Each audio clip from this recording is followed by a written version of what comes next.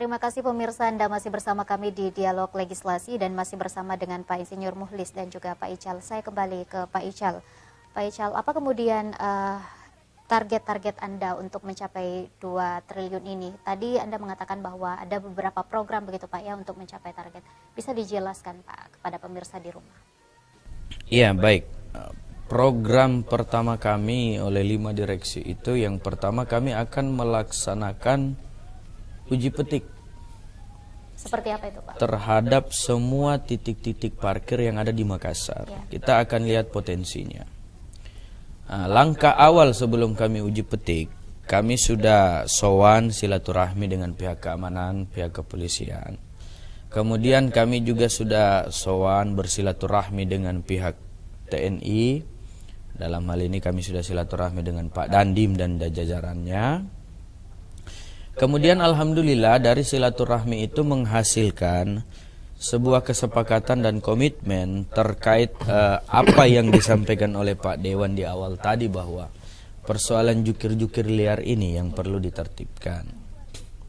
Kami sudah sampaikan keinginan kami mau melaksanakan uji petik dengan di backup oleh beliau-beliau, karena biar bagaimanapun kami tidak bisa jalan sendiri.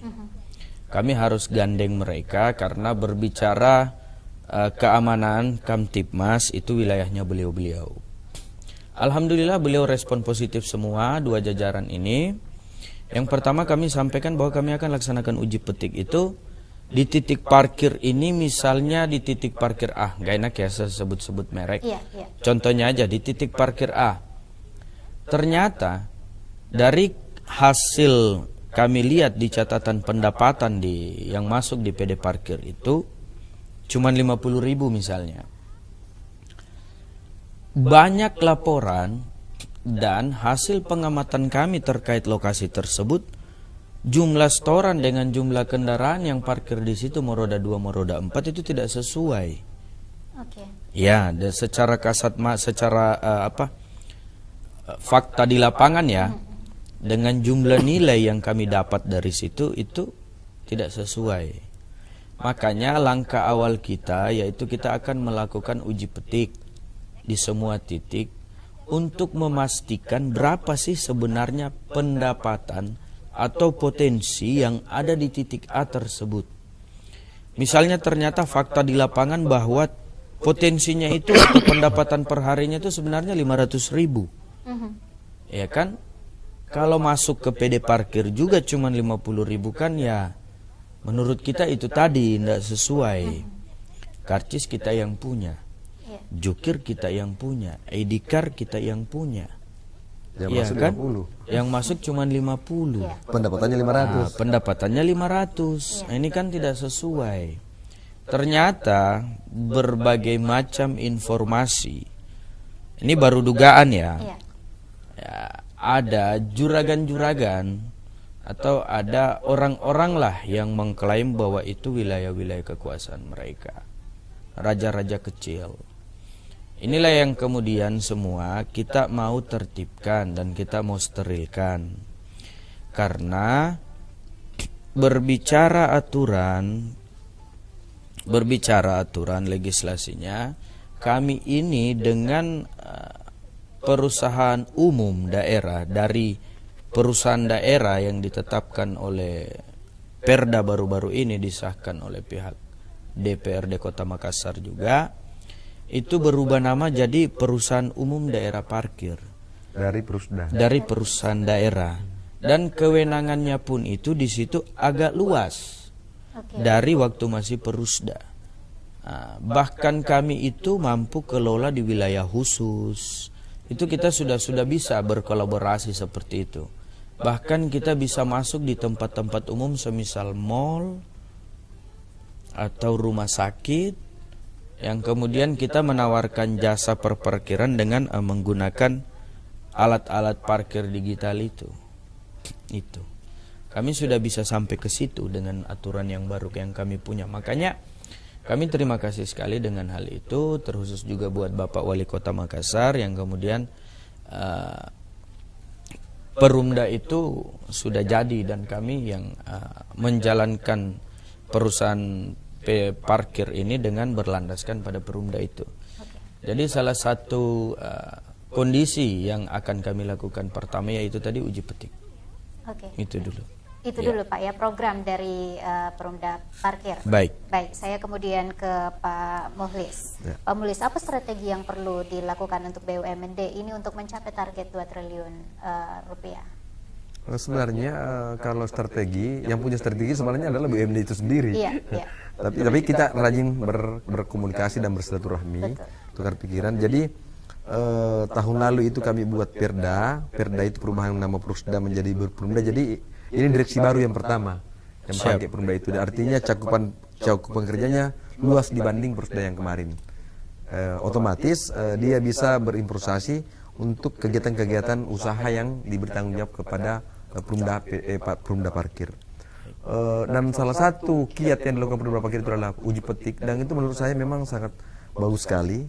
Uji petik itu untuk memberikan tanda-tanda gambaran bahwa di titik itu sekian sebenarnya penghasilannya. Jadi tidak ambigu penghasilan yang ada di situ karena sudah dilakukan uji petik.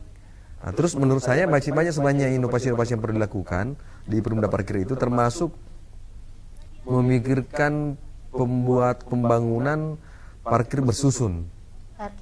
Parkir bersusun seperti yang ada di daerah Jogja yang dekat Malioboro itu betul-betul hampir pendapatannya tidak ada yang lari. Semua masuk ke kas BUMD Parkir. Karena semua motor yang masuk tercatat, motor yang keluar tercatat, karena cuma 2 pintu, 1 pintu masuk, 1 pintu keluar. Nah itu, tapi itu ke depan saya rasa Perumda Parkir sudah pikirkan itu untuk parkir-parkir seperti itu. Yang kedua, saya rasa masih banyak juga memang yang perlu diperbaharui perjanjian-perjanjian dengan pihak ketiga, dengan Perumda Parkir, dengan pihak ketiga, memperbarui perjanjian-perjanjian kerjasamanya seperti yang ada di mall, ada di hotel, ada di rumah sakit, itu yang masih semua perlu dibenahi. Saya rasa seperti itu. Oke, baik. Saya kembali ke Pak Ical. Untuk kemudian mencapai target dengan begitu banyak program, pasti ada kendala-kendala yang kemudian Bapak dapatkan di lapangan. Seperti apa Pak? Mungkin bisa disampaikan. Iya, baik. Jadi kendala yang di lapangan itu dari awal kita masuk kan kami sudah menganalisa situasi perparkiran ini seperti apa. Kok pendapatannya hanya begini? Tapi fakta di lapangan tidak demikian. Ini kan masalah nih. Oke, ternyata dari hasil penelusuran kami bahwa ada itu tadi, hal-hal yang mengganggu itu, juragan-juragan ini. Inilah yang kemudian perlu ditertibkan. Ya masalahnya itu masih ada raja-raja kecil. Ini yang kita duga kuat ya, yang kemudian mematok nilai-nilai lebih besar dari yang disetorkan kepada PD Parkir. Sementara kalau ada masalah, ada soal, orang komplainnya bukan ke si juragan, orang komplainnya tuh ke kami, ke Perumda Parkir. Nah inilah yang kami minta juga kerjasamanya. Mudah-mudahan beliau-beliau yang nonton ini, yang lihat ini acara, marilah kita sama-sama, kita saling bantu-membantu untuk kemudian bagaimana juga kami ini bisa memberikan pelayanan yang baik kepada masyarakat. Sembari ya kami juga membantu untuk bagaimana dividen itu bisa masuk ke pemerintah kota untuk mewujudkan PAD 2 triliun itu tadi. Ya kendala utamanya sih itu. Makanya kami akan menggandeng pihak keamanan full untuk hal itu. Kendala-kendala lain yang ada di lapangan seperti apa Pak? Ya kendala-kendala lain itu ya paling yang kami tidak bisa ganggu gugat itu ya kalau hujan. Itu kan masuk dia kategori, apalagi ada genangan air, ya kan, apalagi kalau hujan itu kan aktivitas orang berkurang. Iya. Kan kita di Makassar ini jumlah motor itu lebih banyak dari mobil. Ya rata-rata pengguna jasa parkir itu lebih banyak itu motor. Ya kalau misalnya di daerah itu kemudian terjadi hujan, ya pastikan orang aktivitas ke situ kurang. ya otomatis lah pendapatan kita berkurang. Karena kami itu sumber pendapatannya kapan orang berkunjung ke salah satu lokasi keramaian dan di situ ada titik-titik parkir, otomatis mereka parkir di situ. Oke. Ya, jadi itu kendala yang tidak bisa diganggu gugat itu kalau itu. Oke, jadi adanya juragan-juragan parkir yang lain dan juga cuaca begitu Pak Iya. Ical ya.